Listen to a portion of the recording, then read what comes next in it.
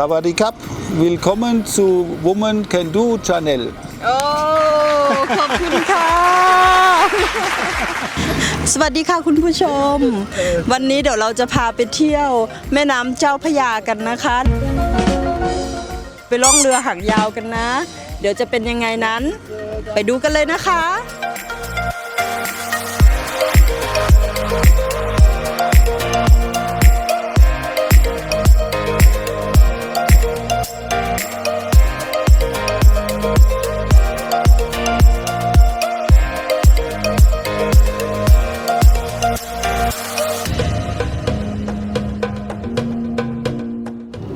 ค่ะเป็นยังไงบ้างคะคุณผู้ชมเราพามาดูการใช้ชีวิตของผู้คนทั้งสองฝั่งแม่น้ำไมล์เห็นแบบนี้เรานึกถึงแม่น้ำเจ้าพระยาบ้านเรานะคะตอนนี้เราอยู่ข้างหน้าสันเขื่อนนะคะก็จะเป็นทางที่ไม่เสมอกันเขาก็จะกั้นไว้เวลาเรือจะผ่านก็ต้องไปติดไฟแดงข้างหน้านะคะเหมือนรถติดไฟแดงเลยนะคะคุณผู้ชม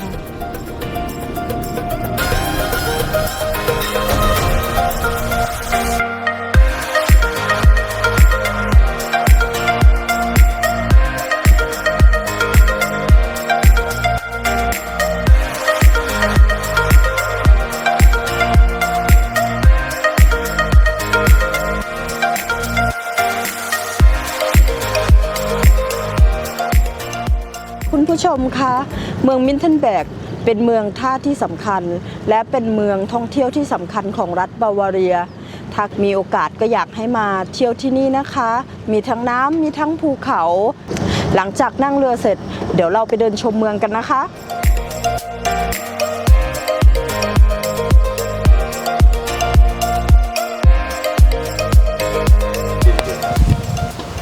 เชิญครับกินได้โดนแล้วเว้ยโดนฝรั่งหลอกให้กินดอกไม้แล้วกูอร่อยไหม Ui, die Feuerwehr. Konnte mit dem Ding auf filmen?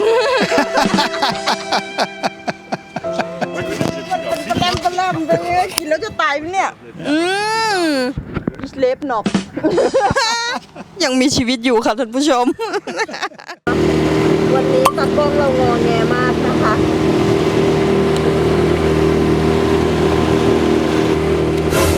จังสีมันต้องถอน จังสีมันต้องถอนจังสีมันต้องถอนจังสีมันต้องถอน ถอนแล้วจังสีสวง มันเป็นคนลงมะเร็งมันเป็นคือโซ่บ่เข่ง จังสีมันต้องถอน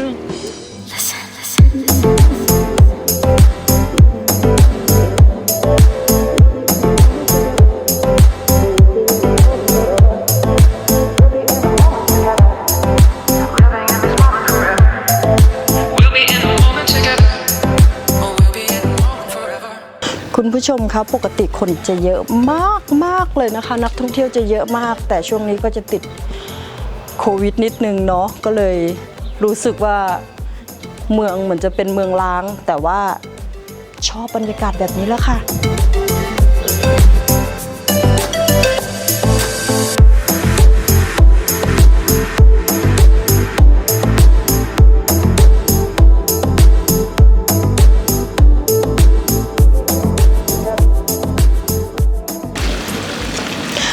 คุณผู้ชมตอนนี้ก็เป็นเวลา2 ทุ่มแล้วนะคะแต่พระอาทิตย์ก็ยังไม่ตกดินเลยอากาศดีมากๆเป็นยังไงมั่งคะสำหรับเมืองมินเทนแบกของเราอลังการงานสร้างไหมคะถ้าใครสนใจก็แวะมาเที่ยวมาชมได้นะคะสำหรับวันนี้ราตรีสวัสดิ์ค่ะ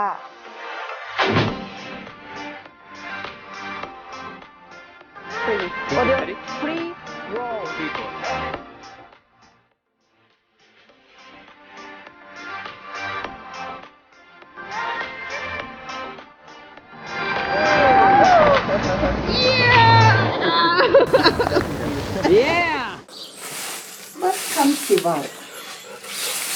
เป็นบ้าเลยจะถือต้นคือรถไฟไว้นะจะไปดีๆก็ไม่ได้ห้ามลอกเลียนแบบนะคะคือปกติแล้วในไทยอ่ะผิดกฎหมายนะแต่ต่างประเทศเขาใช้เม็ดมันอะไปโรยขนมปังแล้วก็ปลูกเป็น ต้นไม้แบบประดับบ้านอย่างเงี้ยแต่ตากล้องเราวันนี้ท้าทายแบบจะกลับเมืองดุสเซนดอร์ฟเนาะแต่นางแบบจะถือขึ้นรถไฟ ทำที่ไทยมันก็ ทำไม่ได้ มันก็ไม่จ้าบดิ ถ้าเป็นคลิปที่เมืองไทยรับรอง เรายังไม่ทันจะได้ถือต้นเนี้ยออกจากบ้านหรอก ออกช่อง 3 แน่นอน ออกเพราะอะไร นี่นุ่มใจกล้า ถือฟินขึ้นรถไฟ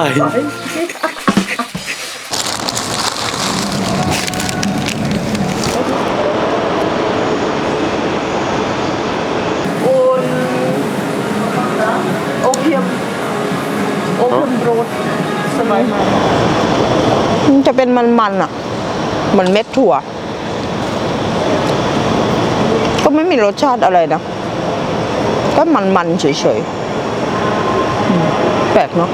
เมาไหมเนี่ย บ้าเหรอ ไม่เมาหรอก แค่มันมึน ถ้าเป็นบ้านเราเนาะสงสัยยังขนมปังอันเนี้ย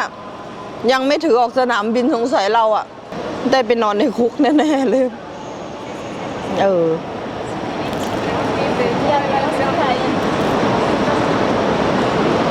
อร่อยค่ะ อร่อย มันคุณผู้ชมคะห้ามลอกเลียนแบบนะคะ อันนี้ก็จะเป็นเม็ดดอกฝิ่นนะคะ ถ้าเป็นเมืองไทยก็คงจะผิดกฎหมาย แต่ที่นี่เขาทานกับขนมปังนะคะ แล้วก็เป็นดอกไม้ประดับห้ามเลียนแบบเลยนะคะ ไม่งั้นไม่ได้ออกจากบ้านแน่